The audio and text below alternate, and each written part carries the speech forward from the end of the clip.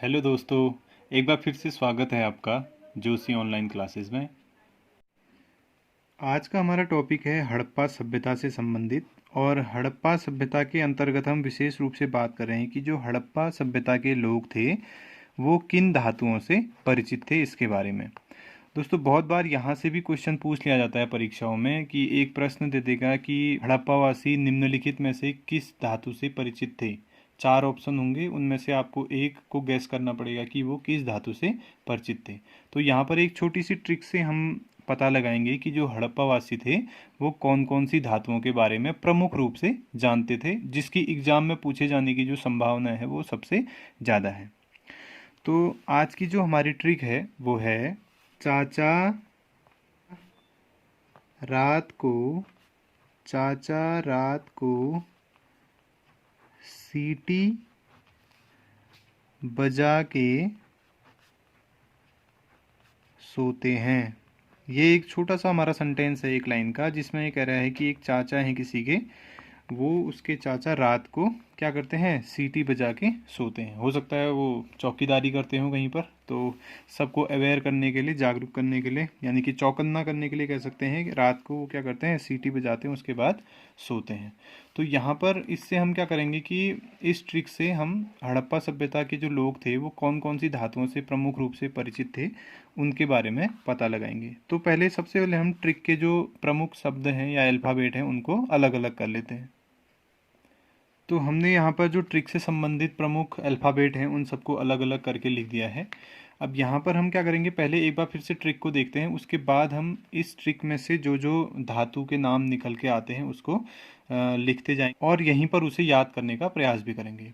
तो सबसे पहले जो ट्रिक हमारी वो क्या है, चाचा रात को सीटी बजा के सोते हैं। आसानी से याद हो जाएगा, बहुत सरल है। तो इसमें हमने क्या किया, चाचा दोनों को अलग किया हुआ है, सीटी दोनों को अलग किया हुआ है, सोते अलग किया हुआ है और है अलग किया हुआ है। तो इसमें से देखिए अब कौन कौन से हमारे प्रमुख धातुओं के नाम निकल के आते हैं जिनसे हड़प्पावासी परिचित थे।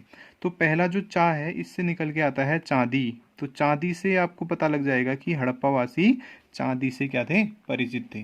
दूसरा दोस्तों, चाचा शब्द हमने यहाँ पर यूज कर रखा है। तो चा में 2 चा हैं, तो यहाँ पर क्या है, एक फसल है, ठीक है, जिसका नाम है चावल।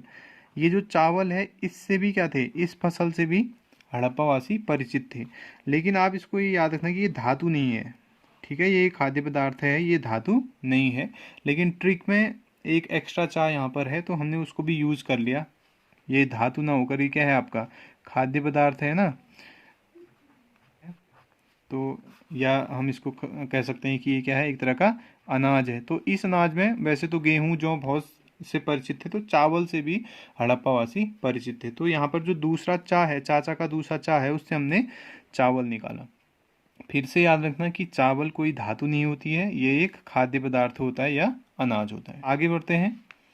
आगे कह रहा है चाचा रात को, ये साइलेंट है, इससे हमारा कुछ नहीं बनना। सीटी, तो आगे बढ़े तो सी और टी, सी से यहाँ पर आपका बन गया सीधा सीधा सीसा, सीसा धातु से परिचित थे। टी से हो गया टिन, और हड़प्पावासी टिन से भी परिचित थे। तो कौन कौन से हो गए, चांदी हो गया, सीसा हो गया, टिन हो गया।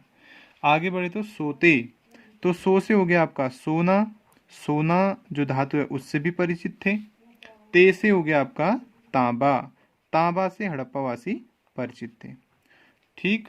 और है से निकल के आ गया आपका हड़प्पा। इस तरह से आप याद कर सकते हैं।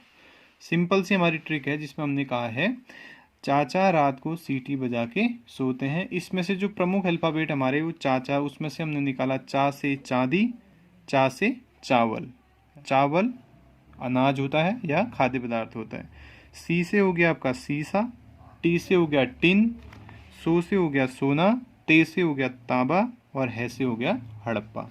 हड़प्पा से आप सभ्यता का नाम याद कर सकते हैं कि जो हड़प्पा है, हड़प्पा सभ्यता के लोग थे, वो उपर्युक्त जितनी भी यहाँ पर धातुएं लिखी हैं इन सभी से परिचित थे। तो अब अगर किसी भी एग्जाम में यहाँ से प्रश्न पूछा जाता है तो आप आसानी से उसे बना के 1 नंबर हासिल कर सकते हैं। तो आशा है ये ट्रिक आपको पसंद आई होगी। अगर ये ट्रिक आपको पसंद आई तो चैनल को सब्सक्राइब कीजिए, दोस्तों को शेयर कीजिए, कमेंट कीजिए और चैनल के साथ जुड़े रहें। धन्यवाद।